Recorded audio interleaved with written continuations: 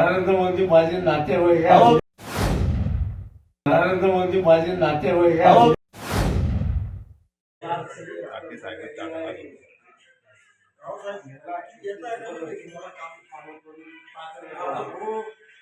कोणत्या याचे तुम्ही? केली नरेंद्र मोदींचा नातेवाईक. त्यांनी माझे कितीतरी काम केले आणि त्यांचा पीर जो असतो त्यांचं नाव असतं नरेंद्र आहे.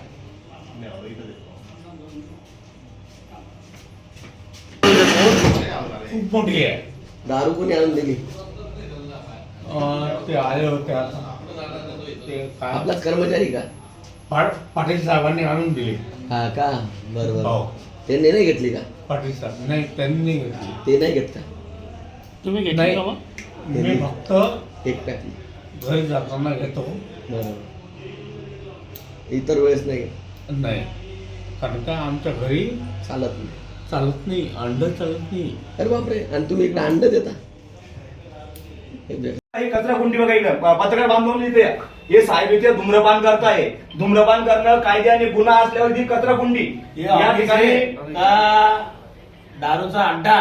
आता तुम्ही विचार करा. या इकडे एक मिनिट पत्रकार बांधून पुढे या. काँग्रेस वाल्यांना पाठवणार रे. कशाला बदनाम करताय? पक्ष हो तुम्ही. नरेंद्र मोदी माझे नातेवाईक आहे. अहो. नरेंद्र मोदी माझे नातेवाईक अहो. आहे. नरेंद्र मोदी माझे नातेवाईक अहो आहे. तुम्ही प्रशासकीय अधिकाऱ्यांसारखे राव पक्षांचे नावं नका घेऊ.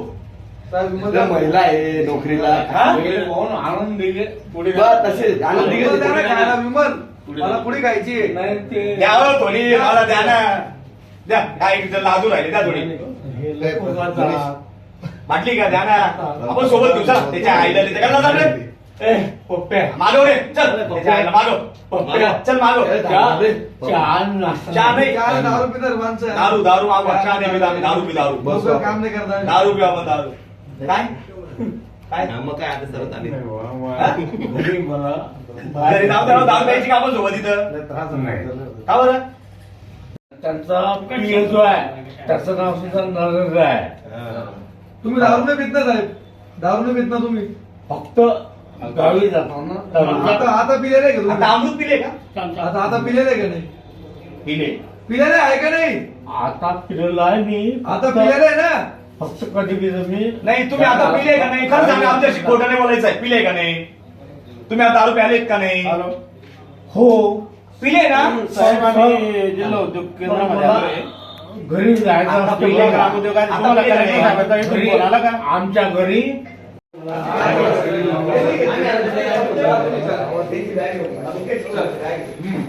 अरे अमृत आवाज कुणा- अरे!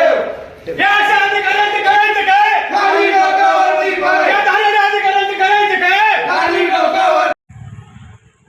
आज सकाळी 11 वाजेच्या सुमारास 11 11:30च्या सुमारास आम्ही आमच्या शिवसेना जिल्हा कार्यालयात बसलेलो असताना काही नागरिकांचे फोन आले. त्यांनी सांगितलं की भाऊ आम्ही शिलाई मशीनच्या बाबतीमध्ये चौकशी करण्यासाठी जिल्हा उद्योग केंद्राच्या अंतर्गत असलेल्या खादी ग्रामोद्योग केंद्राच्या विजय चाटी नावाचे जे काही अधिकारी आहेत त्यांना भेटायला आलेलो आहोत. आणि त्यांनी आम्हाला हाकलून दिलं, शिवीगाळ करतायत आणि प्रचंड दारू प्यायलेले आहेत.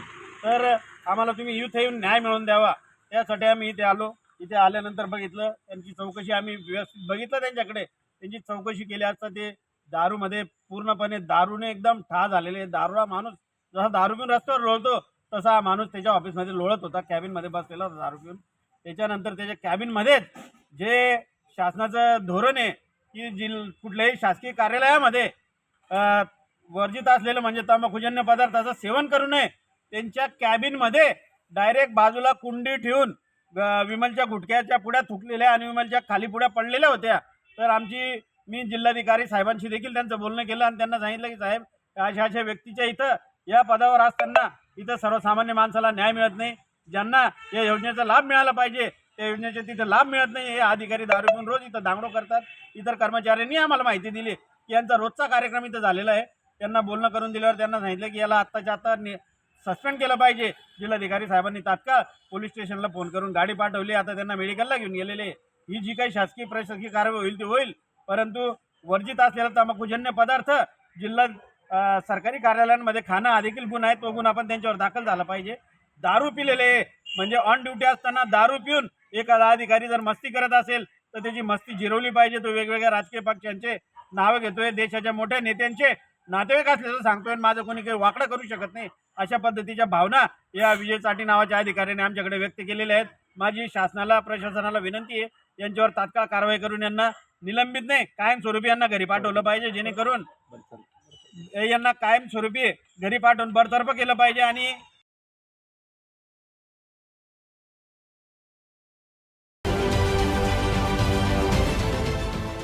देश विदेशातील प्रत्येक घडामोडींचे लाईव्ह अपडेट मिळवण्यासाठी आता साम टीव्हीच्या सर्व सोशल मीडिया प्लॅटफॉर्मला लाईक, फॉलो आणि सबस्क्राईब करा. तसंच सर्व नोटिफिकेशनसाठी बेल आयकॉन प्रेस करायला विसरू नका.